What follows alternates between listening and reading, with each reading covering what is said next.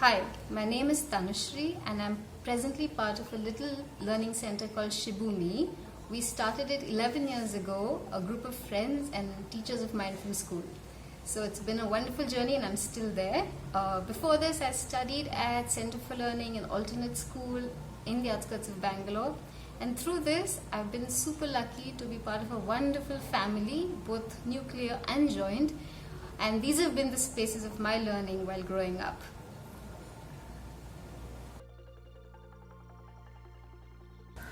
I find it interesting that you've already separated school from a learning space. Isn't that interesting how we think that learning doesn't happen in every place and we need a special place for learning? So of course school is a learning space and learning really happens all the time. Perhaps the question we really need to ask is, what is learning? Because most often now when I see around me, schools have become a place of accumulating knowledge, accumulating information and using that. And surely learning is much, much more than that. I think if we all look back at our lives, there is so much learning that happens in such accidental moments. When I'm at a shop and in a conversation with a stranger, learning is happening. Or when I'm super motivated to learn something, then learning happens. Or I'm struggling with something and then learning happens. So learning really happens in every space. As long as the mind is open, as long as the mind is listening, watching, observing, learning happens. So schools must be a place of that sort of learning. You know, when I think of us growing up and when we were little, we would play kitchen. And that's what we saw our parents do, mom doing that and at home. And so when we were playing, that's what we would do. And at Shibumi, it's super interesting how the teachers end up having a lot of dialogues together with the parents. And there was this time I saw some of the older children, the middle school, playing dialogue. So obviously what they were talking about was really different, but there is imitation, right? The children watch adults are watching children, and it's a community together. So if the adults in the place are learning, that's what the children are going to pick up. And it's not only in these spaces that I've seen this. I've seen construction workers outside home and their children play with a spade, they play with a sickle, they play with these things. And it's absolutely important that what we as adults do is learning, for the place to have learning, for the children to pick up learning. I think skills are extremely important. So you need the skills to become a doctor, or a farmer, or a tailor, or whatever it is, to cook at home. So there are skills that are very important, but learning isn't limited to those skills, right? Learning is much more. So say a group of adults is learning these skills as well as they're learning about themselves, about the habits that they have, the sort of conformity they feel, the pressures that they feel, where they're questioning it, they're learning about it. And if a group of children sees adults questioning these norms around them, I think they'll question it naturally. And it would be really important. I think it's really vital in this sort of world that children ask these questions. They don't take this sort of insane society that is created for granted. So there's no doubt in my head that schools are first a learning place for adults. Yes, learning is super important for the adults and all the adults in the place, parents, teachers, anybody who's part of that space. And then the place has a flavor of learning, there's an atmosphere of learning, there's a climate to learn. And then whichever mind is in touch with that atmosphere, that field of learning, will pick it up. And hopefully some barriers will drop and learning will happen.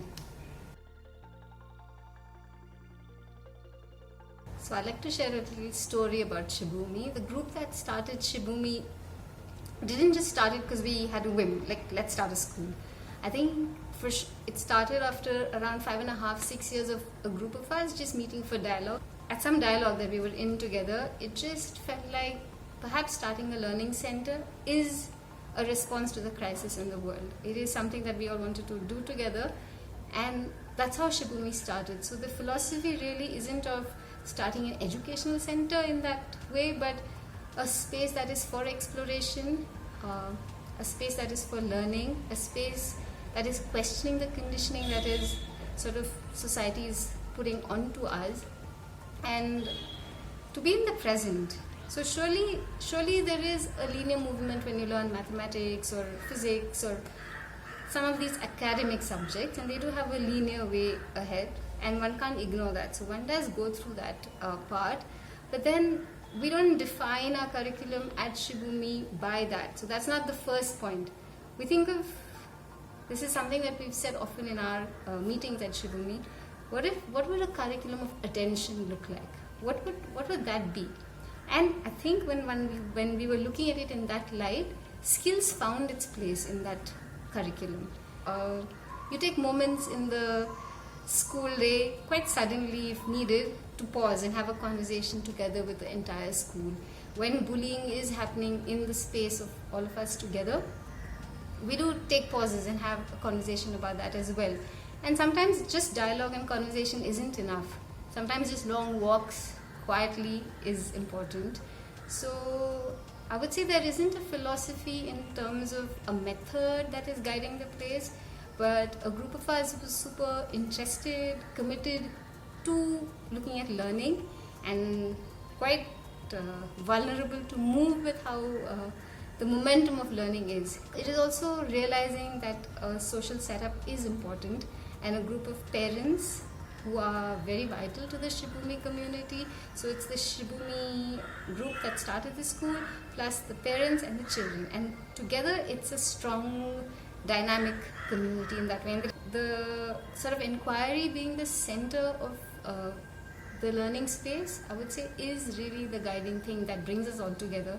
Questions about life, to explore that together without knowing the answers. And it takes a lot of patience and commitment to relate with each other without knowing that, oh, this person said this, I'm not going to listen to them anymore. But to remind yourself that that's a barrier, and you drop it and you listen completely, and then learning happens. And to move with that, I would say, is the primary thing that is important at Shibumi. Like I said earlier, learning isn't limited to school. So now the responsibility really is much more on the families and what sort of spaces they create at home. It would be really important for a family together to find a rhythm which has caring, which has quietness, which has some sort of dialogue between the family.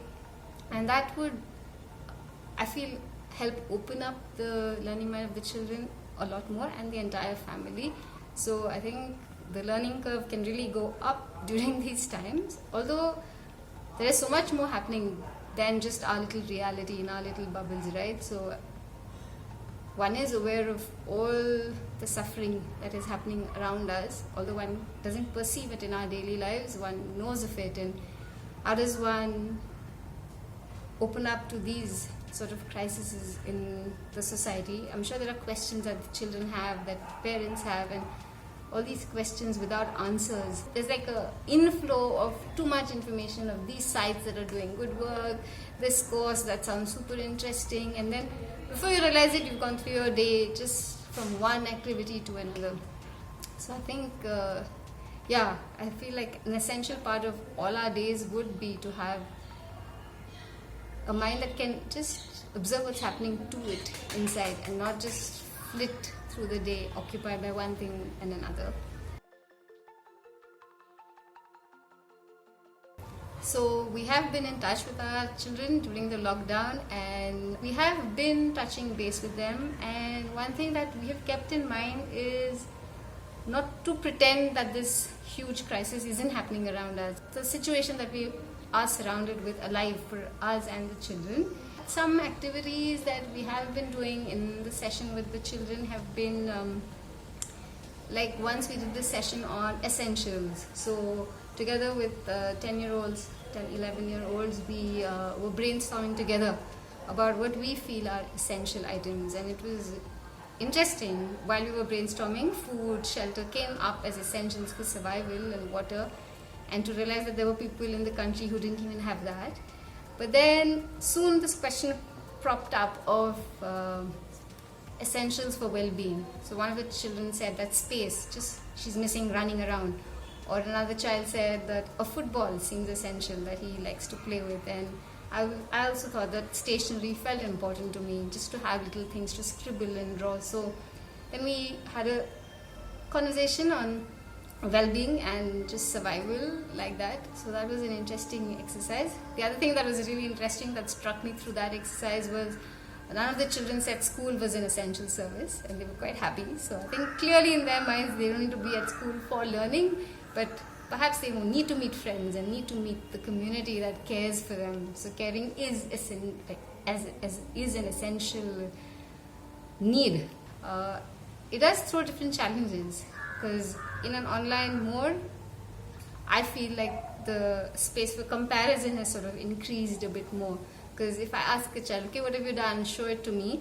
And then I see it, and another child has probably not started on that project yet because they've been so busy at home with the cleaning and just helping out at home. I think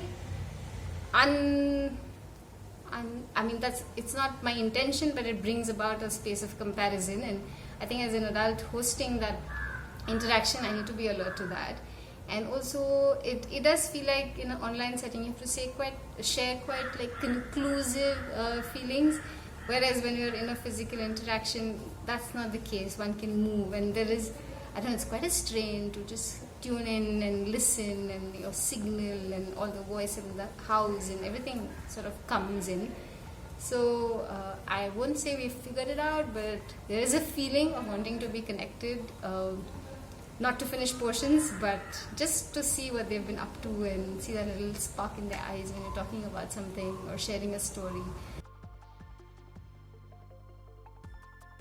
So one essential part of my relationship with the children has been to watch them. And it's very easy to just think of activities and say, okay, yeah, let's do it. But in that, I feel there's like a loss of connect with the child, because I don't know what he's so curious about, or what has he been engaging with, or what has he been struggling with. And I really miss watching children and observing children through this time, and sort of evolve a learning structure from that, or an idea that comes out of watching them. Children are not able to articulate, Tanudi, I want to learn about this or that.